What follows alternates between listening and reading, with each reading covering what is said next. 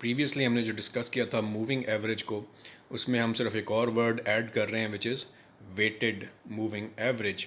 कि जो हर एवरेज जो आपने डिमांड ली है, तीन जो लेटेस्ट डिमांड्स हैं, या जो इन दिस केस इस सवाल के अंदर हम चार लेटेस्ट डिमांड्स को कंसिडर कर रहे हैं, उसमें हम क्या करते हैं, हम वेट्स असाइन करते हैं हर डिमांड को।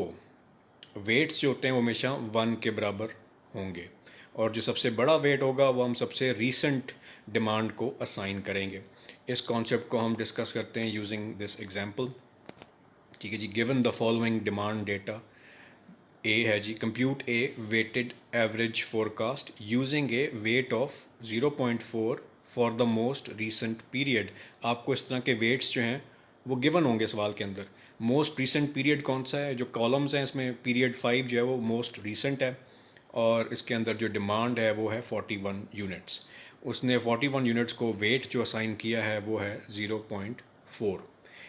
उसके बाद उसने लिखा है जी 0.3 for the next most recent. तो 0.3 की जो वैल्यू है वो उसने नेक्स्ट मोस्ट रीसेंट को असाइन किया है। 0.3 का जो वेट है वो पीरियड 4 को असाइन किया है, जिसमें डिमांड जो है वो 40 है। उसके बाद 0.2 का जो वेट है वो उसने वीक 3 को असाइन किया है, जिसमें डिमांड 43 है। और आखिर में 0.1 जो वेट बच गया है, सबसे कम जो वेट है, वो उसने असाइन किया है वीक 2 को, जिसमें डिमांड जो है वो 40 है। सो द आइडिया इज़ कि जो वेट्स हैं जो सवाल में गिवन होंगे ये 1 के बराबर है, मीनिंग 0.4 प्लस 0.3 प्लस 0.2 एंड 0.1, इनको आप एडअप करें तो आपके पास जो टोटल वेट बनता है वो है 1.0। ये शर्त है, और ये हमेशा सवाल के अंदर जो जो भी डिवीजन होगी वेट्स की, ये बिलाखिर 1 के ही इक्वल होंगे। तो उसने वेट्स आपको बता दिए, और वेट्स किस तरह से असाइन होते हैं। जो सबसे बड़ा वेट होता है वो सबसे जो लेटेस्ट आपकी डिमांड है उसको असाइन किया जाता है। अब इस बेसिस पर आपसे वो कह रहा है कि जी वीक 6 जो है उसके लिए आपने कैलकुलेट करना है forecasted demand. So how do you do that. उसने सोल्यूशन लिखा हुआ है F6 जो है 6th week is equal to जो वेट है उसको आपने मल्टीप्लाई करना है एक्चुअल डिमांड के साथ, जो उस टाइम पीरियड की एक्चुअल डिमांड है। तो लेटेस्ट जो टाइम पीरियड है वो वीक 5 है, उसकी डिमांड जो है वो 41 है। तो जैसे कि नज़र आ रहा है 0.4 वाला जो वेट है उसको वो मल्टीप्लाई कर रहा है 41 के साथ, प्लस 0.3 वाला जो वेट है उसको मल्टीप्लाई कर रहा है 40 के साथ, प्लस 0.2 का जो वेट है उसको 43 के साथ, और आखिर में 0.1 जो है उसको वो 40 के साथ मल्टीप्लाई कर रहा है। 41 जो है डिमांड वीक 5 की है, 40 डिमांड वीक 4 की, 43 जो है वीक 3 की, और आखिर में 40 जो है वो वीक 2 की डिमांड है। क्योंकि यहाँ पे चार वेट्स हैं, इसलिए हम सिर्फ जो लेटेस्ट 4 डिमांड्स हैं उनको हम कंसिडर कर रहे हैं। और ये जो डेटा गिवन है, ये प्रीवियस जो डेटा था ये एग्जैक्टली वही डेटा है as we see in moving average.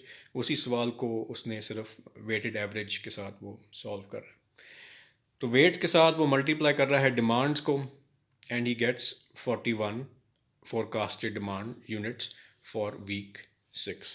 ठीक हो गया जी, जैसे पहले किया था, लेकिन उसमें सिर्फ वो मूविंग एवरेजेस निकाल रहा था, लेटेस्ट 3 डिमांड्स को ऐड करके और 3 से डिवाइड कर रहा था। अब इसमें भी वही एजम्पशन है कि जो वीक 6 है उसकी एक्चुअल डिमांड वो 39 बता रहा है। जैसे वो उसमें बी पॉइंट में लिखा हुआ है ऊपर, अगर आप देखें given the following demand data वाला जो जुमला है उसके बाद, if the actual demand for period 6 is 39।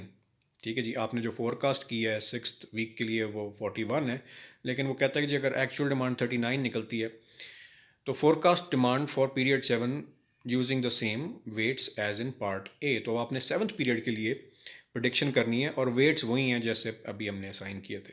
तो वीक 7 के लिए वो कर रहा है, और लेटेस्ट डिमांड कौन सी है वीक 6 की 39 यूनिट्स। तो 39 को वो मल्टीप्लाई कर रहा है 0.4 वेट के साथ। याद रखें जो लेटेस्ट डिमांड होगी उसको हमेशा हैवीएस्ट वेट के साथ आपने मल्टीप्लाई करना है।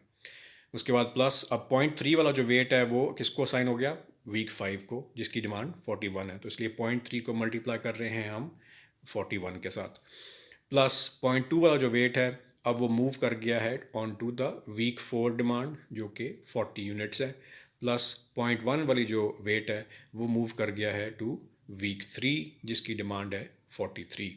तो तो ये इन सबको मल्टीप्लाई करें और ऐड अप करें तो हमारे पास डिमांड आ जाती है वीक 7 के लिए 40.2. So that can also be rounded off, या इन सम केसेस हो सकता है कि मैनेजर समझे कि जी 40 यूनिट्स ही काफ़ी हैं, वो उसके डिस्क्रेशन पे उसकी मर्ज़ी है कि वो किस तरह से डिफ़ाइन करता है. बट द आइडिया इज़ कि जो वेट्स हैं वो मूव कर रहे हैं. अब यहाँ पे 4 वेट्स हैं, तो जो लेटेस्ट 4 आपके टाइम पीरियड्स हैं उन पर ही सिर्फ वो वेट्स असाइन हो रहे हैं. उसने एंड पर एक पॉइंट लिखा हुआ है कि note that if 4 weights are used, only the 4 most recent demands are used to prepare the forecast. अगर 3 वेट्स होते सिर्फ, ठीक है, लेट से जी 0.7 का वेट इस्तेमाल करा होता, उसके बाद 0.2 का और फिर 0.1 का, तो हम सिर्फ लेटेस्ट 3 जो डिमांड्स हैं उन पर वो वेट्स अप्लाई करते starting from latest time period. तो that is the idea of weighted moving average.